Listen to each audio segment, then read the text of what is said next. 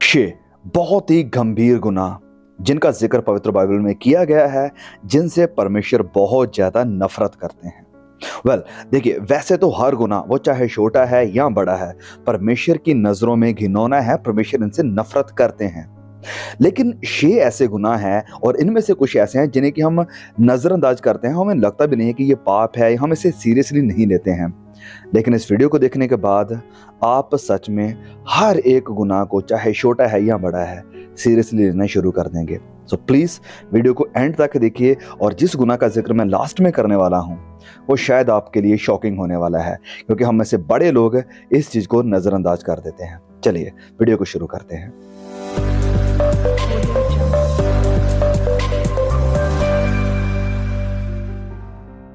Okay, तो video में आगे जाने से पहले एक छोटी सी रिक्वेस्ट आप सभी के लिए। प्लीज़ अगर अभी तक अपने चैनल को सब्सक्राइब नहीं किया हुआ है, प्लीज़ चैनल को सब्सक्राइब जरूर कर दें, साथ में बेल आइकन को दबा देना, ताकि ऐसे ही हमारे हर नए वीडियोस का नोटिफिकेशन आप तक पहुंच सके। तो प्लीज़ चैनल को, वीडियोस को बाकी हमारे मसीह बहनों तक शेयर जरूर करेंगे। चलिए ज़्यादा टाइम ना लेते हुए वीडियो में सीधा हम जाते हैं, शुरू करते हैं। सबसे पहला गुनाह है आइडोलेट्री, यानी मूर्ति पूजा। तो ये एक ऐसा गुनाह है जिससे परमेश्वर बहुत ही ज्यादा घृणा करते हैं, नफरत करते हैं। मूर्ति पूजा का सिंपली अगर हम डेफिनेशन देखें तो वो यही है कि किसी चीज की, वस्तु की, जानवर की या किसी इंसान की पूजा करनी जो कि परमेश्वर नहीं है। मूर्ति पूजा कोई भी रूप ले सकती है। सच में किसी मूर्ति के आगे सर को झुकाना, सच में किसी मूर्ति की पूजा करना, या किसी झूठे देवी देवता की पूजा करना, पैसे के आगे सर को झुकाना, फेम के आगे सर झुकाना। कई बार हमारी मिनिस्ट्री भी हमारे लिए मूर्ति पूजा हो सकती है, क्योंकि मैंने जैसे कहा है कि मूर्ति पूजा हर वो चीज़ है जो आपकी ज़िंदगी में परमेश्वर की जगह ले सकती है या ले लेती है। सो हो सकता है कि हमारी मिनिस्ट्री, हमारा घर परिवार, बच्चे, बीवी, हस्बैंड वाइफ, क्या इन्होंने हमारे लिए, हमारे यहाँ अंदर परमेश्वर की जगह ले ली है, या फिर हमारा प्यार, हमारा कनेक्शन, हमारा पहला स्थान अभी भी परमेश्वर ही है। फिर चाहे हमारे पास कुछ रहे या ना रहे, लेकिन परमेश्वर का स्थान हमारी ज़िंदगी में पहला स्थान है। अगर परमेश्वर का स्थान हमारी ज़िंदगी में पहला स्थान नहीं है, इसका मतलब है कि हर वो चीज़ जिसका स्थान हमारी ज़िंदगी में पहला है वो हमारे लिए देवता या हमारे लिए मूर्ति बन चुकी है। मूर्ति पूजा इतना घिनौना सिन क्यों है और परमेश्वर इसे इतना सीरियसली क्यों लेते हैं?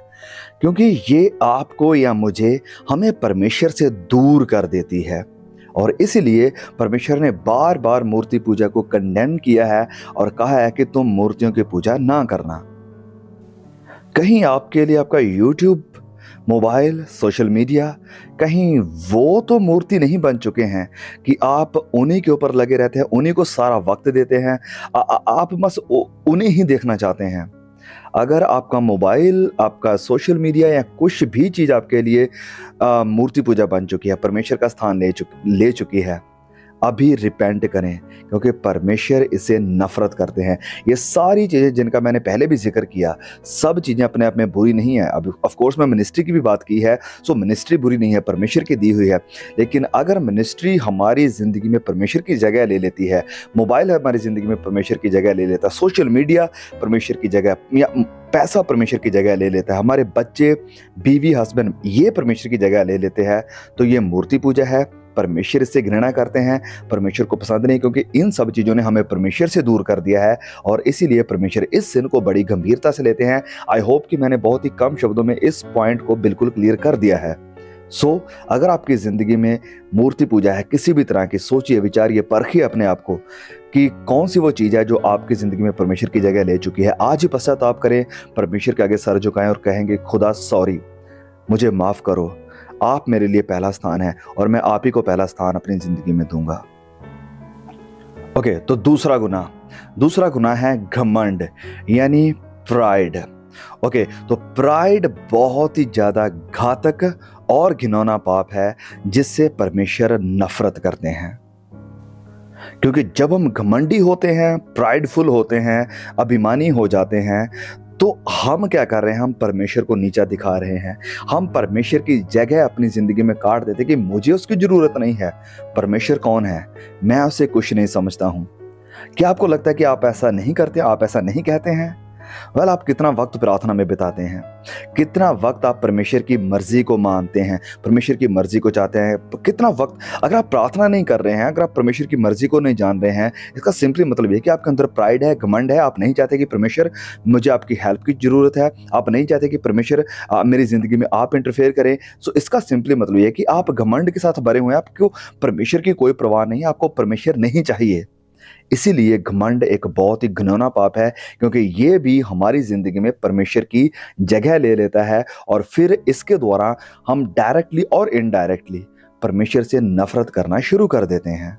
प्राइड इस कारण भी घातक है या खतरनाक है क्योंकि प्राइड के कारण, घमंड के कारण हम कभी भी मानेंगे नहीं कि हमने गलत किया है, हमने गुनाह किया है, हम पापी हैं, या हम परमेश्वर के आगे नम्र नहीं होंगे, झुकेंगे नहीं, जिसके कारण हम परमेश्वर का अनुग्रह रिसीव नहीं कर सकते हैं और जिसके कारण सिंपली एट द एंड हम उद्धार को, साल्वेशन को भी रिसीव नहीं कर सकते हैं। और फिर हम अच्छी तरह से जानते हैं, हम में से सब लोग इससे वाकिफ हैं कि घमंड ही वो पाप था जिसने लूसीफर को, एक फरिश्ते से, परमेश्वर को तुच्छ जानने लगा था कि मुझे परमेश्वर की जरूरत नहीं है, मैं खुद ही मेरा परमेश्वर हूं, अपने फैसले मैं खुद करूंगा, मुझे इसकी जरूरत नहीं है। और फिर अपनी गलती मानने की बजाय उसने परमेश्वर का विद्रोह किया, साथ में और भी दूतों को लिया और परमेश्वर के खिलाफ युद्ध किया, परमेश्वर के खिलाफ खड़ा हो गया।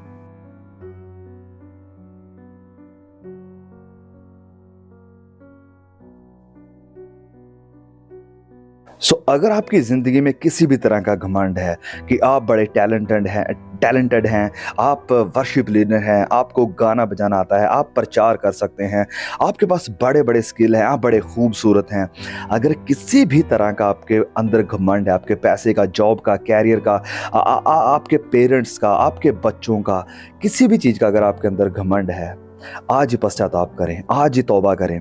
और अगर आप घमंड से बाहर निकलना चाहते हैं, सबसे पहला स्टेप जो आप करें, नम्र हो जाए, अपने हाथों को खड़ा कर दें, मतलब अपने आप को सरेंडर कर दें कि पिता मैं आपके आगे अपने आप को सरेंडर करता हूँ, मेरे अंदर घमंड है, मुझे नम्र बना। नम्र हो जाइए, प्रभु यीशु के आगे प्रार्थना करना शुरू कीजिए, वचनों के ऊपर डिपेंड रहना शुरू कर दें और पवित्र आत्मा की डिपेंडेंस पर रहें कि पवित्र आत्मा, मैं आपके ऊपर निर्भर करता हूँ, आप मुझे लीड करें, आप मुझे गाइड करें। और जितनी भी बुराइयां मेरे अंदर हैं उसे बाहर, अपनी कमियों को मान लें, अपनी गलतियों को मान लें।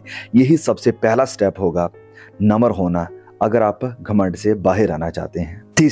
तीसरा है झूठ। झूठ एक वो गुनाह है जिसे कि हम बहुत सारे लोग नज़रअंदाज कर देते हैं, हम इसे कुछ भी नहीं समझते हैं, लेकिन ये एक वो गुनाह है जिससे परमेश्वर बहुत नफरत करते हैं। क्योंकि झूठ वो पाप है जो कि सिर्फ हमारा ही नहीं वरन दूसरों का भी नुकसान करता है, क्योंकि ये डायरेक्टली और इनडायरेक्टली किसी को धोखा देना है, धोखे में रखना है। और फिर ये सीरियस क्यों है, ये गुनाह इतना गंभीर क्यों है?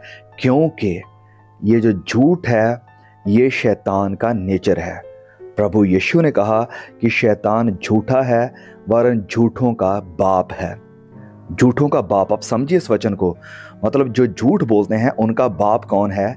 शैतान है।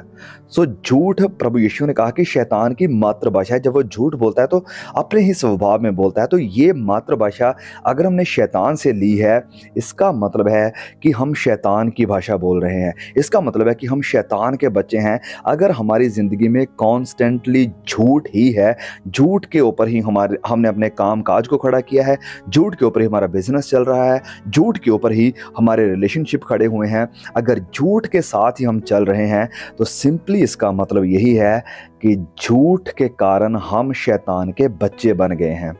क्योंकि प्रभु यीशु ने खुद कहा कि शैतान जो है वो झूठों का बाप है। कहीं आप भी शैतान की संतान तो नहीं बन गए हैं? अगर किसी भी तरह का झूठ है, लगातार झूठ है आपकी ज़िंदगी में या कम बोलते हैं, तो आइए हम धीरे धीरे इस गुनाह को अपनी ज़िंदगी से निकालें, इसे पश्चाताप करें, चैलेंज करें कि नहीं प्रभु, मुझे सच्चाई पर चलने की हिम्मत दे, ताकत दे। क्योंकि सच्चाई का रास्ता प्रभु यीशु का रास्ता है और झूठ का रास्ता शैतान का, आपके विरोधी का, हमारे विरोधी का रास्ता है। सो रिपेंट करें और प्रभु यीशु मसीह के साथ सच्चाई के ऊपर चलना शुरू करें। चलिए एक वचन पढ़ते हैं, कुलुस्सियों अध्याय 3 और उसके वचन 9 को। बहुत ही खूबसूरत वचन है कि एक दूसरे से झूठ मत बोलो वाह, कितनी खूबसूरत डायरेक्ट कमांड है परमेश्वर की कि एक दूसरे से झूठ मत बोलो, क्योंकि तुमने पुराने मनुष्यत्व को उसके कामों समेत उतार डाला है। ये जो झूठ बोलने का तुम्हारा स्वभाव था, तुम्हारी आदतें थी, उसको तुमने उतार डाला है जब आपने खुदावंद मसीह यीशु की धार्मिकता को और सच्चाई को रिसीव किया, पहन लिया है। नंबर 4 पर है व्यभिचार, और बाइबल की भाषा में हम इसे प्रोस्टिट्यूशन भी कह सकते हैं, because it is a same thing. अब व्यभिचार के बारे में ज़्यादा एक्सप्लेन करने की शायद मुझे नहीं लगता कि मुझे ज़रूरत है। हम सब लोग समझते हैं कि व्यभिचार क्या है। अब इसके बारे में हम ज़्यादा डिटेल में नहीं जाने वाले हैं। मैं एक वचन आपके लिए पढ़ूंगा पवित्र बाइबल से। आप पहला कुरिन्थियों अध्याय 6 वचन 18, पहला कुरिन्थियों अध्याय 6 वचन 18, यहाँ पर लिखा है कि व्यभिचार से बचे रहो। जितने और पाप या गुनाह इंसान करता है वह देह के या शरीर के बाहर हैं, परंतु व्यभिचार करने वाला अपनी ही देह के, अपने ही शरीर के, बदन के खिलाफ गुनाह करता है। व्यभिचार करने वाला, और ये गुनाह बहुत ही सीरियस है, बहुत ही गंभीर है। परमेश्वर इससे नफरत करते हैं। इनफैक्ट प्रभु यीशु ने भी इसका जिक्र किया है। उन्होंने भी कहा कि ओके, मूसा ने बताया था कि तुम लोग व्यभिचार मत करना, लेकिन मैं तुमसे कहता हूं कि अगर तुम अपनी नज़रों से ही किसी को गलत नज़रों से देखते हो, गलत नज़रों से किसी को ताकते हो, तो तुमने ऑलरेडी उसके साथ व्यभिचार कर लिया है। सो प्रभु यीशु मसीह भी इस गुनाह के बारे में बात करते हैं, जिसका सिंपली मतलब ये है कि ये गुनाह भी बहुत गंभीर है, जिसे प्रभु यीशु भी गंभीरता से लेते हैं। और हमें भी, हम जो खुदावंद मसीह यीशु की संतान हैं, चुने गए हैं, नए बना लिए गए हैं, हमें भी इस गुनाह को बड़ी ही गंभीरता से सीरियसली लेना चाहिए। व्यभिचार भी कई रूप धारण कर सकता है। डायरेक्टली किसी के साथ व्यभिचार करना, अपने ख्यालों में किसी के साथ व्यभिचार करना, आंखों से किसी के साथ व्यभिचार करना, और फिर गलत चीज़ों को देखकर, आर्टिकल्स, तस्वीरें, फिल्में, गलत चीज़ें देखकर उनके द्वारा अपने दिमाग में तस्वीरें बनाकर व्यभिचार करना, ये सारे व्यभिचार का ही एक रूप हैं। और परमेश्वर कहता है कि व्यभिचार से बचे रहो। तो ये गुनाह आप कहेंगे कि इतना गंभीर क्यों है, क्यों परमेश्वर इससे नफरत करते हैं? क्योंकि ये परमेश्वर के प्लान के या योजना के विरोध में, खिलाफ में जाता है। परमेश्वर ने प्लान यही बनाया था कि एक इंसान और उसकी एक ही औरत, लेकिन इसको छोड़ अगर कोई दूसरा प्लान बनाना या दूसरे तरह के रिलेशन बनाना शुरू कर देता है, तो वो डायरेक्टली परमेश्वर की इस कमांड के खिलाफ जा रहा है। अब ये गलत इसलिए भी है क्योंकि इसके द्वारा कई सारे अलग अलग शारीरिक बीमारियां भी लग सकती हैं। और फिर तीसरी बात है, क्योंकि इसके द्वारा लोग, कई बार हमने देखा है कि मानसिक तौर पर, साइकोलॉजिकली और इमोशनली बहुत ही ज़्यादा बीमार हो जाते हैं, डिप्रेशन में चले जाते हैं, और कई बार तो लोग आत्महत्या भी कर लेते हैं। और यही कारण है कि ये गुनाह भी काफ़ी ज़्यादा गंभीर है, परमेश्वर इससे नफरत करते हैं। ओके, तो पांचवा गुनाह है अनबिलीफ का गुनाह। अनबिलीफ मतलब अविश्वास। आप कहेंगे कि व्हाट, अविश्वास भी गुनाह है? यस, हाँ, क्योंकि अविश्वास एक ऐसी चीज है जिसे देखकर प्रभु यीशु बहुत ज़्यादा हैरान हो गए थे, बहुत ही ज़्यादा, मतलब अपने आप में परेशान हो गए थे जब उसने देखा कि ऐसे लोग, मतलब कि अगर जितने चमत्कार मैंने इस अपने शहर में किए हैं, अगर इतने चमत्कार मैंने दूसरे शहरों में किए होते तो लोग उसके ऊपर विश्वास कर लेते। लेकिन उनके अविश्वास ने प्रभु यीशु को भी हैरान कर दिया था, उसके अपने शहर के लोगों ने। और फिर प्रभु यीशु ने भी कहा कि तेरे विश्वास ने तुझे चंगा किया। सो विश्वास और अविश्वास, ये दोनों एक ऐसी चीज़ है जो कि परमेश्वर को खुश भी कर सकता है और परमेश्वर को निराश भी कर सकता है। प्रभु यीशु मसीह ने जब उस सूबेदार का विश्वास देखा तो कहा कि वाह, मतलब इतना बड़ा विश्वास। और फिर उसके विश्वास की तुलना उसने अपने शहर के लोगों के साथ करी। मतलब ये कि ज़्यादा विश्वास को देखकर प्रभु यीशु खुश हुए, लेकिन जहाँ उसने विश्वास नहीं देखा तो वहाँ पर वो निराश भी हुए और बहुत ज़्यादा हैरान भी हुए। तो अगर कोई इंसान अविश्वासी है, विश्वास नहीं करता है, तो वो कभी भी परमेश्वर के अनुग्रह को रिसीव नहीं कर पाएगा। वो कभी भी अपनी ज़िंदगी में परमेश्वर के हाथ को, परमेश्वर की सामर्थ को अनुभव नहीं कर पाएगा। एंड सबसे ज़रूरी बात है कि वो कभी भी परमेश्वर से उद्धार को रिसीव नहीं कर पाएगा, क्योंकि उद्धार, नजात, साल्वेशन उन्हीं के लिए है जो विश्वास करते हैं। फिर हम थोड़ा सा सोचिए इजरायली लोगों के बारे में। जब वो मिस्र से निकलकर आ रहे थे, परमेश्वर ने उनके बीच में बड़े बड़े चमत्कार किए, बहुत कुछ किया, लेकिन फिर भी उनकी जिंदगी में विश्वास नहीं आया। फिर भी वो अविश्वासी ही थे। बार बार वो कंप्लेन करते थे परमेश्वर के ऊपर, कभी भी उन्होंने भरोसा नहीं बनाया, अपने विश्वास का दावा नहीं किया और परमेश्वर के ऊपर विश्वास नहीं किया। और उनके अविश्वास के कारण ही वो सारे के सारे लोग जितने भी मिस्र से निकले थे, दोनों को छोड़कर सब लोग उजाड़ में ही खत्म हो गए, क्योंकि उनकी जिंदगी में विश्वास नहीं था। इसकी बजाय क्या था? अविश्वास। कहीं आप भी अपने हालातों को देखकर परमेश्वर के ऊपर डाउट तो नहीं करना लग जाते हैं? कहीं आप भी इस अविश्वास के साथ स्ट्रगल तो नहीं कर रहे हैं? तो आपके लिए सुझाव या सजेशन यही है कि प्रार्थना कीजिए, वचनों में आइए, और जो कुछ भी आप वचनों में देखते हैं, क्योंकि वचन कहता है कि विश्वास आता है सुनने से और सुनना परमेश्वर के वचन से।